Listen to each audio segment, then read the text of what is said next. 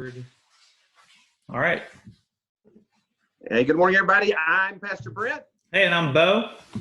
And this is Rough and Tumble Joy. We're really glad that you're here with us this morning. We're continuing to work through this awesome book of Philippians, which has so much great insight. Every verse just packed with important things, maybe really important things we need right now in our culture.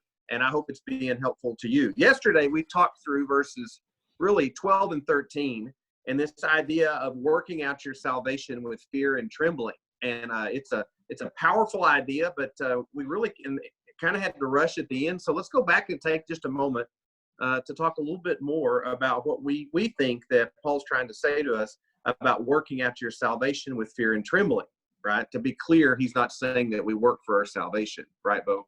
Right, yeah. He's definitely not saying that we're in any way are earning our salvation or in any way that we're paying God back for the salvation that he gave us. It's just this idea here that they need to produce based on their the fruit of their salvation, that needs to be evident, and that it needs to be done in community and for God's glory.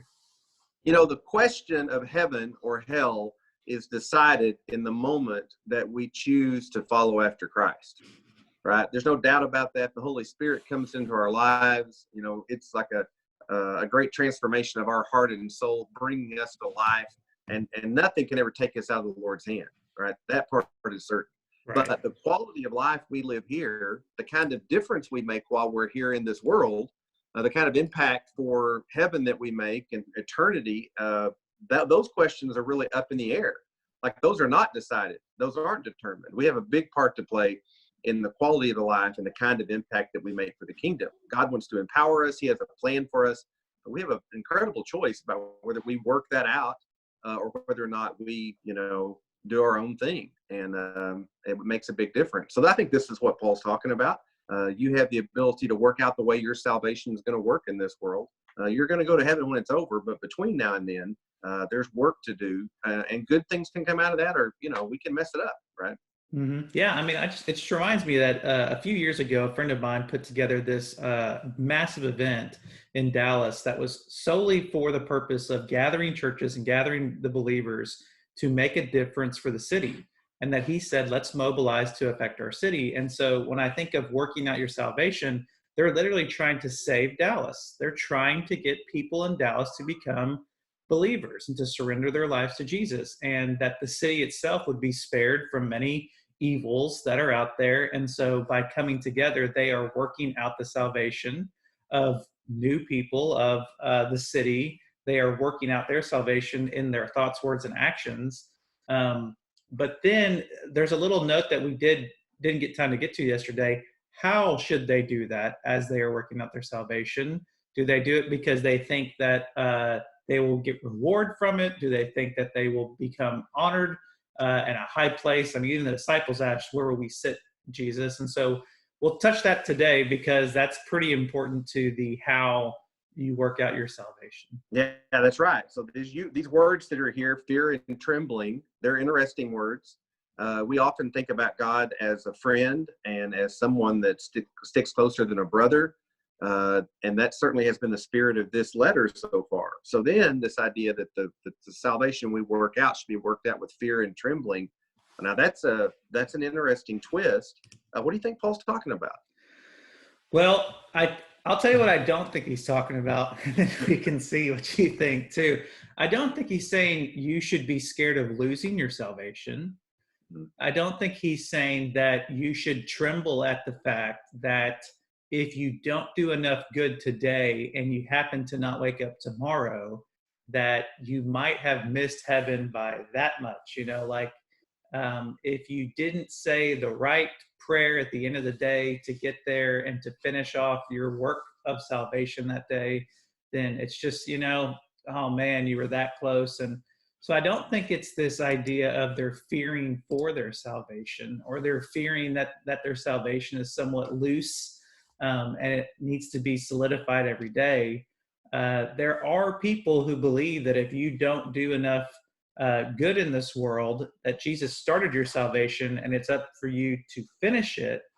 Like you're almost completing the work of Yeah, Christ. but of course, this is exactly what Paul says in the first part of Philippians is not the case. Like, I have Yes, every confidence that he who began the work in you will be is faithful to complete it. But it's interesting that that passage we started with has this same idea of you in process. God's yes, working out his salvation in your life. That's not salvation into heaven, right? It's the salvation of the sin moving out of your life and you becoming more of heaven and all those things that are transformational in your life and the world around you. As we talked about yesterday, this is a community passage. It's the yeah. salvation of the church, the salvation of Kaufman County, those things we just alluded to. And now, Bo, I got a question. I know that you like movies, right? If I Yeah. were going to ask you, what is your favorite? No. What's the most important movie of the last 100 years? Wow. You know, there's a lot of lists like this. If you had to pick like this one, really a big deal, most important movie of the last 100 years. The most important movie of the last 100 years. Do you have something in mind already? Well, I do. Right. I just was Okay. curious about what you might say. I mean, there's lists like this, you know, and that are out there. Yeah, that's fascinating. I mean, you put me on the spot. Completely caught you off guard. You got nothing. You're kind of working through, huh? Yeah, I guess I'm just kind of thinking through the most important movie would probably Well, be that, yeah. well, Go there are some people out there that think that it was the Wizard of Oz. That's not what I was going to say. I was going to say The Not what you're Passion, thinking, huh? No. but And the reason is because of all the cinematography, the great the scale of the thing. It okay. transformed the way people felt about movies, all these kinds of historical things. So Okay. when I think about this passage about this working out your salvation with fear and trembling, I always think about the Wizard of Oz. You want to go with me a minute? I'm Yeah. going with you. You've Yep. seen this movie? I mean, it's older. Yeah, Like, definitely. Oh, I've listened to Led Zeppelin backwards and watched the movie. Yeah. okay, that's awesome. Okay, so there's this moment when Dorothy and the others go in to see the Oz. Sure. He's the great and powerful Oz. Now we don't know that he's a phony yet. I mean, he's legit at that point, right? Yeah. And the Spoiler Oz is the good guy. He's going for what's right, but you come into his presence and he is awe-inspiring. Like, it is, you know, huge. And there's some fear and trembling among our group of four as they come into his presence, right? Not because he's evil or because he's going to destroy them, because they are just aware of the power that is present, or at least they think is present at that moment, right? Mm-hmm. Well, the God we serve is no, you know, phony behind a curtain, right? The God that we serve is the creator of the big, huge, wide universe, and he is awesome. And when we come into his presence and we think about the partnership that he's invited us into, there's reason for us to have this sense of awe about that experience. That's Yeah, good. so I think when I think about fear and trembling, this isn't fear and trembling and a fear of hell. This is, I'm in the presence of the power of the universe. Yeah. And that God wants to partner with me in my salvation and the working out of my salvation. There's every reason for me to be respectful and full of awe about this business that I'm in the middle of.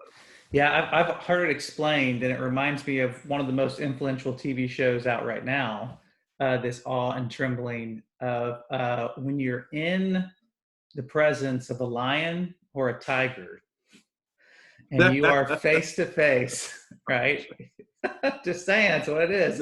If you Yes. are in the big cat enclosure and there are all these tigers, there is a sense of awe, of power that they have. Mm. But if you have a fence between you, you're not scared they're going to get you.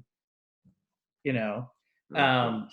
you feel that fear and you feel that awe and you feel the overwhelming wow of power. But it's not for your life. It's just out of reverence of what is before you. So yeah, I think I've always kind of understood it that way. Like when you go to a zoo and you see a lion and you see the power that God put in that lion. And Yeah, you remember this moment in Lion, Witch, and the Wardrobe, right? When the beavers are talking and there's this conversation about the lion, and the question is the lion, is he safe? And sure, of course he's not safe. Of course he's not safe, but he is good.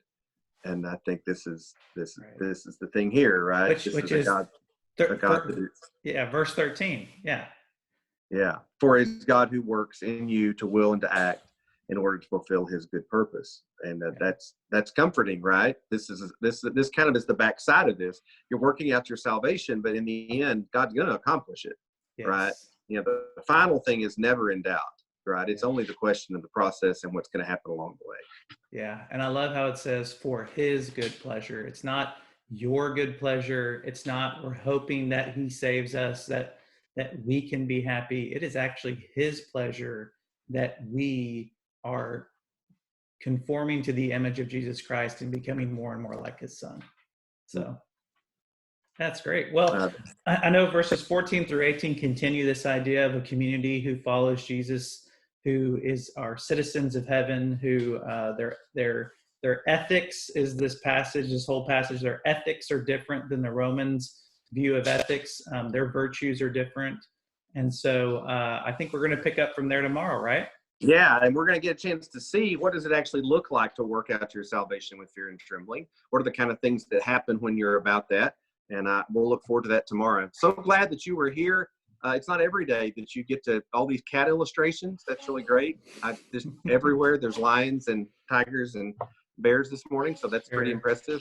You guys have a great day today. We'll see you tomorrow. Bye.